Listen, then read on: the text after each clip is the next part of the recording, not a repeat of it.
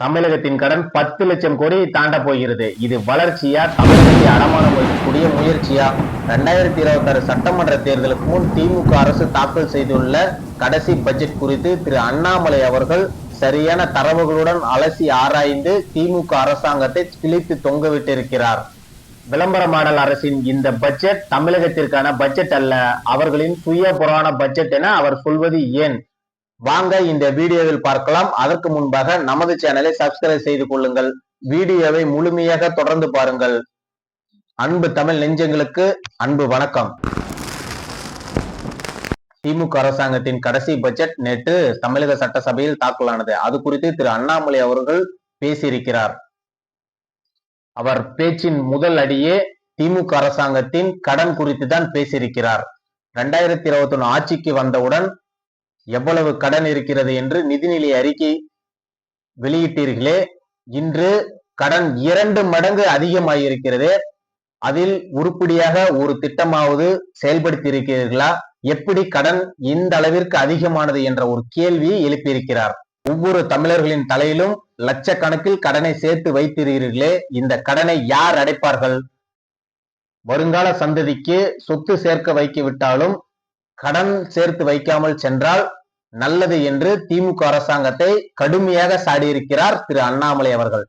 இந்த பட்ஜெட் குறித்து திரு அண்ணாமலை அவர்கள் பேசுவது இது திமுக அரசாங்கத்தின் வழக்கமான சுய புராண அதே பழைய பாட்டுதான் என்று பேசுகிறார். இந்த பட்ஜெட் குறித்து திரு அண்ணாமலை அவர்கள் சுட்டிக்காட்டுவது பழைய ராகம்தான், அதே பழைய பாட்டுதான், எந்தவித புது ராகமும் இல்லை என்று கடுமையாக சாடியிருக்கிறார். ஒரு திட்டத்தையும் முழுமையாக செயல்படுத்தாமல் இவ்வளவு கடன் வந்ததன் மர்மம் என்ன என்று பேசுகிறார். அது மட்டுமல்லாமல் ஒரு திட்டத்தையாவது முழுமையாக செயல்படுத்தீர்களா? அப்படி இருந்தும் இந்த அளவிற்கு கடன் எப்படி வந்தது? மகளிர் உரிமை தொகை திட்டம் அனைவருக்கும் வழங்கப்பட்டதா? மின்சார கட்டணம் உயர்த்தினீர்களே தவிர குறைக்கப்பட்டதா? கல்வி கடன் ரத்து செய்யப்பட்டதா? மின்சார கட்டணம் குறைக்கப்பட்டதா? இதற்கெல்லாம் தெளிவான நிதி ஒதுக்கீடு என்பது இந்த பட்ஜெட் துளியும் இல்லை. இது குறித்து திரு அண்ணாமலை அவர்கள் புள்ளி விவரங்களுடன் அரசை ஆராய்ந்து திமுக அரசாங்கத்தின் உண்மை முகத்தை வெட்ட வெளிச்சமாக்கி இருக்கிறார். தேர்தல் வாக்குறுதி மட்டும்தான் திமுக கொடுக்கும், அதை நிறைவேற்றுவதற்கு எந்தவித துளி அக்கறையும் அவர்களுக்கு கிடையாது. அவர்கள் தேர்தல் நேரத்தில் மட்டும்தான் அறிக்கைகளை அள்ளி விடுவார்கள் மக்களை கவர்வதற்காக. பட்ஜெட்டில் அவர்கள் எந்தவித நலனுக்காகவும் நிதி ஒதுக்கீடு செய்ய மாட்டார்கள் என்பதை திரு அண்ணாமலை அவர்கள் பேசியிருக்கிறார். திமுக அரசாங்கம் உள்கட்டமைப்பு குறித்து கோவை மதுரை மெட்ரோ குறித்து பேசியிருக்கிறது. கோவை மதுரை மெட்ரோ ரயில் திட்டம் குறித்து விரிவான அறிக்கையை கேட்டிருக்கிறது. அது குறித்து எந்த விதமான அறிவிப்புகளும் இல்லாமல் தெளிவான திட்ட அறிக்கையை மத்திய அரசாங்கத்திடம் கொடுக்காமல் இவர்கள்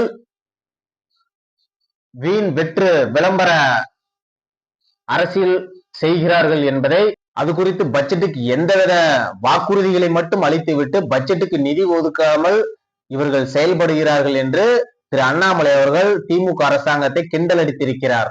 அது மட்டுமல்லாமல் கிராமப்புற சாலை மேம்பாடு, நகர்ப்புற சாலை மேம்பாட்டிற்கு நிதி அளிக்கிறோம் என்று காகிதத்தில் மட்டும் அறிவிப்புகளை அறிவித்துவிட்டு களத்தில் நிதியை ஒதுக்குவதில்லை என்று திரு அண்ணாமலை அவர்கள் குற்றச்சாட்டுகளை வைத்திருக்கிறார்.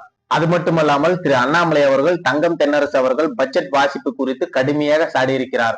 தங்கம் தென்னரசு அவர்களின் முகத்திலோ மற்ற அமைச்சர்களின் முகத்திலோ எந்தவித முகபாவனையும் இல்லாமல் ஏதோ பட்ஜெட் வாசி முடித்தால் போதும் என்று தங்கம் தென்னரசு ஒரு பக்கம் வாசித்துக் கொண்டிருக்கிறார். மற்ற அமைச்சர்கள் இவர் வாசித்து முடித்தால் போதும் என்று மற்றவர்கள் அமர்ந்திருக்கிறார்கள் என்று பேசுகிறார். இது அவர்களுக்கே தெரிந்திருக்கிறது. இதுதான் திமுக அரசாங்கத்தின், நமது அரசாங்கத்தின் கடைசி பட்ஜெட் என்று உணர்ந்திருக்கிறார்கள். தங்கம் தென்னரசு வேகமாக பட்ஜெட் வாசித்ததே நமக்கு புரியும். அவர் வாசித்து முடித்தால் போதும், நாம் கிளம்பி விடலாம், மீண்டும் அடுத்த முறை நாம் எதிர்க்கட்சி வரிசையில் உட்கார்ந்து அவர்களை கேள்வி கேட்டுக் கொண்டிருக்கலாம் என்று அவரது வேகத்தின் துணையிலேயே இருக்கிறது என்று திரு அண்ணாமலை அவர்கள் தங்கம் தென்னரசை கடுமையாக சாடியிருக்கிறார். 2026 சட்டமன்ற தேர்தலில் ஆட்சி மாற்றம் உறுதி என்பது அவர்கள் வாசித்த பட்ஜெட்டே சாட்சியாக இருக்கிறது. திரு அண்ணாமலை அவர்களின் கேள்வி மிக தெளிவானதும் கூட. கடன் சுமை, நிர்வாக திறமையின்மை, தேர்தலுக்கான கண் துடைப்பு, இதற்கெல்லாம் ஆளுங்கட்சி தரப்பிலிருந்து என்ன பதில் வர போகிறது என்று நாம் பார்ப்போம். அது மட்டுமல்லாமல் இந்த அரசாங்கம் கடந்த காலங்களில் அளித்த வாக்குறுதிகளை எதையும் நிறைவேற்றாமல் வெற்று விளம்பர மாடலாக மட்டும்தான் அமைந்திருக்கிறது. கடந்த காலத்தில் கேஸ் மானியம் தருவோம், கல்வி கடன் திட்டம் ரத்து, விவசாயிகளுக்கு ஊக்கத்தொகை, பல்வேறு வாக்குறுதிகளை அளித்துவிட்டு எதையும் நிறைவேற்றாமல் இன்று மின்சார கட்டணம் 3 மடங்கு உயர்வு. திமுக அரசாங்கம் கடந்த காலங்களில் பல்வேறு வாக்குறுதிகளை அளித்து ஆட்சிக்கு வந்தாலும் அவர்கள் எந்தவித திட்டத்தையும் நிறைவேற்றாமல் வெற்று காகிதத்துடன் மட்டுமே இருந்து வருகிறார்கள். மின்சார கட்டணம் 3 மடங்கு உயர்வு, கேஸ் மானியம் தருவதாக சொன்னார்கள், தரவில்லை. பெட்ரோல் டீசல் விலையை குறைப்போம் என்று சொன்னார்கள், குறைக்கவில்லை. இதையெல்லாம் செய்யாமல் திமுக அரசாங்கம் வெற்று விளம்பரத்தை மட்டுமே நடத்தி கொண்டிருக்கிறது. இப்போது கூட மாணவர்களுக்கு மடிக்கணினி கொடுத்தது கூட 3ஆம் ஆண்டு மாணவர்களுக்கு தான் கொடுத்தார்களே தவிர, அதுவும் உள்நோக்கத்துடன் அவர்களுக்கு மட்டும்தான் வாக்குரிமை இருக்கிறது, அவர்கள்தான் இந்த தேர்தலில் வாக்களிக்க போகிறார்கள் என்று அவர்கள் திட்டமிட்டு அவர்களுக்கு கொடுக்கிறார்கள். அதில் கூட பல மாணவர்கள் எனக்கு இனிமேல் இந்த மடிக்கணினி தேவைப்படாது என்று பலர் கடைகளில் விற்று வரக்கூடிய நிகழ்வுகள் எல்லாம் நாம் பார்த்து வருகிறோம். இப்படிப்பட்ட ஒரு அரசாங்கம் தமிழகத்தில் இருந்தால் இனியும் தமிழகம் சீர்குலைந்து போகும். தமிழகத்தில் சட்டம் ஒழுங்கு கடுமையாக பாதிக்கப்பட்டிருக்கிறது. குழந்தைகள் முதல் பெரியவர்கள் வரை பாலியல் தொல்லைக்கு ஆளாக்கப்படுகிறார்கள். அரசு அதிகாரிகளுக்கு, காவல்துறை உயர் அதிகாரிகளுக்கு கூட தமிழகத்தில் இன்று பாதுகாப்பு இல்லாத ஒரு சூழல் இந்த அரசாங்கத்தில் ஏற்பட்டிருக்கிறது. அது மட்டுமல்லாமல் வெற்று திராவிட மாடல் தமிழ் தமிழ் என்று பேசக்கூடிய இவர்கள் தமிழுக்கென்று இவர்கள் தமிழ் மொழியின் வளர்ச்சிக்காக இவர்கள் ஒதுக்கிய நிதி எவ்வளவு? இதையெல்லாம் திராவிட மாடல் தமிழக மக்களை ஏமாற்றி அவர்களை உணர்வுகளை தூண்டிவிட்டு அரசியல் செய்து கொண்டிருக்கிறது என்று நாம் முதலில் புரிந்து கொள்ள வேண்டும். இன்று திமுக அரசாங்கத்தில் கடன் என்பது 10,62,000 கோடியாக அடுத்து வரக்கூடிய நிதியாண்டில் உயரப் போகிறது.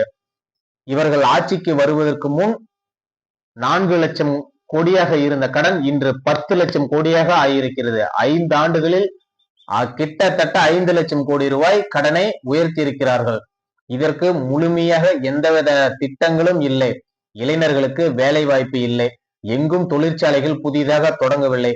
மத்திய அரசாங்கம் கொண்டு வரக்கூடிய தொழிற்சாலைகளை இவர்கள் கொண்டு வந்ததாக மடைமாற்றி தமிழக மக்களிடம் ஏமாற்றி வருகிறார்கள் என்பதுதான் உண்மையும் கூட.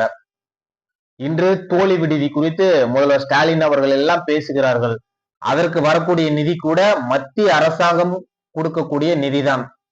அது இப்போது கூட மத்திய அரசாங்கம் ஒவ்வொரு மாவட்டத்திற்கும் ஒரு பெண்களுக்கான விடுதியை அமைப்பதற்கு மத்திய பட்ஜெட்டில் பணம் ஒதுக்கி இருக்கிறார்கள். அதையெல்லாம் ஸ்டிக்கர் ஓட்டக்கூடிய வேலையை தான் திமுக அரசாங்கம் கடந்த 5 ஆண்டு காலமாக செய்து வருகிறது என்பதுதான் உண்மையும் கூட. திமுக அரசாங்கம் கடந்த ஆண்டு பட்ஜெட்டில் கூட நாங்கள் 3.5 லட்சம் கோடி வருவாய் ஈட்டுவோம் என்று பேசினார்கள். ஆனால் 23 கோடி ரூபாய் குறைவாக தான் நிதியை ஈட்டியிருக்கிறார்கள். இவர்கள் வெற்று விளம்பரம் மட்டும்தான் என்பது கண்கூடாக தெரிகிறது. அது மட்டுமல்லாமல் இந்த திமுக அரசாங்கம் கடன் வாங்கி செலவு செய்யக்கூடிய ஒரு அரசாங்கம் மட்டுமே இருக்கிறது. வரியை உயர்த்துவதற்காக எந்த விதமான திட்டங்களும் இவர்களிடம் இல்லை என்பதுதான் உண்மையும் கூட.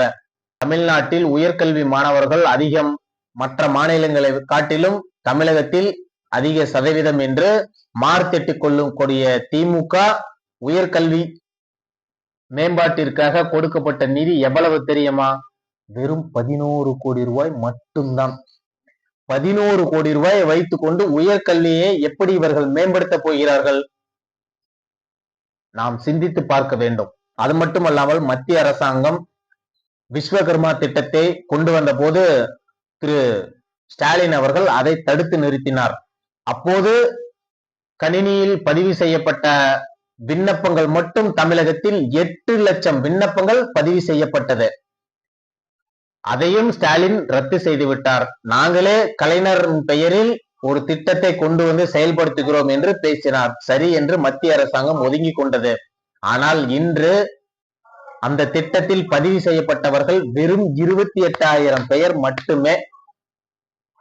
இவர்கள் இப்படியெல்லாம் ஆட்சி செய்து தமிழக மக்களை ஏமாற்றி மத்திய அரசாங்கம் கொடுக்கக்கூடிய திட்டங்களையும் நிறுத்தி வைத்து எப்படியெல்லாம் மத்திய அரசாங்கத்தை எதிர்த்து அரசியல் செய்ய முடியுமோ, மோடி எதிர்ப்பை எப்படி மக்களிடம் கொண்டு சேர்க்க முடியுமோ அதை மட்டும்தான் இவர்கள் முழு நேரமாக செய்து கொண்டிருக்கிறார்களே தவிர மக்களுக்கு உண்டான நலத்திட்டங்களை துளியும் இவர்கள் செயல்படுத்துவது இல்லை என்பதுதான் உண்மையும் கூட.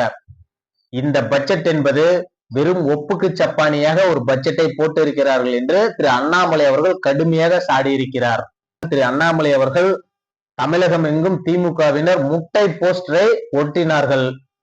அப்போது புரியவில்லை, தமிழக பட்ஜெட் தாக்கலான பிறகுதான் தெரிகிறது அவர்கள் எதற்காக முட்டை போஸ்டர் ஒட்டினார்கள் என்று. நமக்கெல்லாம் ஒன்றுமில்லை, முட்டைதான் என்று தமிழக மக்களுக்கு திரு ஸ்டாலின் அவர்கள் சொல்லாமல் அன்றே சொல்லிவிட்டார் என்று திரு அண்ணாமலை அவர்கள் நக்கலாக திமுக அரசாங்கத்தை கிண்டல் அடித்திருக்கிறார். இந்த அரசாங்கத்திற்கு எதிராக நெடுங்காலமாக ஆசிரியர்கள் ஒரு பக்கம் போராடி கொண்டிருக்கிறார்கள், அங்கன்வாடி பணியாளர்கள் ஒரு பக்கம் போராடி கொண்டிருக்கிறார்கள், செவிலியர்கள் ஒரு பக்கம் போராடி கொண்டிருக்கிறார்கள், சம ஊதியம் கேட்டு ஒரு பக்கம் பகுதி நேர ஆசிரியர்கள் போராடி கொண்டிருக்கிறார்கள். இவர்களுக்கெல்லாம் கடைசி நேரத்தில் கடைசி பட்ஜெட்டில் கூட எந்த விதமான விடிவு காலமும் இல்லாமல் அவர்களை உதாசனப்படுத்தி இருக்கிறார்கள் திமுக அரசாங்கம். இனியும் அவர்கள் போராடி எந்தவித பிரயோஜனமும் இல்லை. அவர்கள் உடனடியாக இந்த அரசாங்கத்திற்கு எதிராக களமிறங்க வேண்டும். இவர்களை வீட்டிற்கு அனுப்பினால் மட்டும்தான் அவர்களுக்கு உண்டான சரியான உதவிகள் அடுத்து அமையக்கூடிய ஆட்சியில் கிடைக்கும். இனியும் அவர்கள் போராட்ட களத்தில் இருந்தால் எந்தவித பிரயோஜனமும் இல்லை. அதனால் அவர்களது நேரம்தான் விரயமாகும். அவர்கள் போராட்ட களத்தை கைவிட்டு இந்த ஆட்சிக்கு எதிராக அவர்கள் இருக்க வேண்டும், இந்த ஆட்சியை அனுப்புவதற்காக அவர்கள் பணியாற்ற வேண்டும் என்று திரு அண்ணாமலை அவர்கள் வேண்டுகோளையும் வைத்திருக்கிறார்கள். இது போன்ற ஒரு சூழல் தான் இன்று தமிழகத்தில் ஒவ்வொரு துறையிலும் இருந்து வருகிறது. இன்று அரசு அதிகாரிகள் மிக கடுமையாக பாதிக்கப்பட்டிருக்கிறார்கள், ஏழைகள் பாதிக்கப்பட்டிருக்கிறார்கள், இளைஞர்கள் வேலைவாய்ப்பு இல்லாமல் கடுமையாக பாதிக்கப்பட்டிருக்கிறார்கள், மாணவ செல்வங்கள் அதைவிட இன்னும் மோசம் என்றுதான் நாம் சொல்ல வேண்டும். உடைந்து போன பள்ளி கட்டடங்களுக்கு மத்தியில் சிறு குழந்தைகள் படிக்கிறார்கள். பல இடங்களில் கூட பழைய கட்டிடங்கள் அவ்வப்போது சரிந்து விழக்கூடிய நிகழ்வுகள் எல்லாம் நடந்து வருகிறது, நாம் பார்த்து வருகிறோம். பல்வேறு துறைகளிலும் கடுமையாக நெருக்கடியில் பயணித்து வருகிறார்கள். அவர்களுக்கெல்லாம் இந்த பட்ஜெட்டில் கூட நிவாரணம் வழங்காமல் ஏதோ கண் துடைப்புக்காக ஒரு பட்ஜெட்டை போட்டு இருக்கிறார்கள் என்பதுதான் உண்மையும் கூட. நிச்சயம் வரக்கூடிய 2026 என்பது மக்களின் மனநிலை இந்த ஆட்சிக்கு எதிராக இருக்கிறது என்பதுதான் களத்தில் நாம் உணரக்கூடிய விஷயமாக பார்க்கப்படுகிறது. அது வருகின்ற 2026 தேர்தல் களத்தில் எதிரொலிக்குமா என்பதை நாம் பொறுத்திருந்துதான் பார்க்க வேண்டும். நன்றி, வணக்கம்.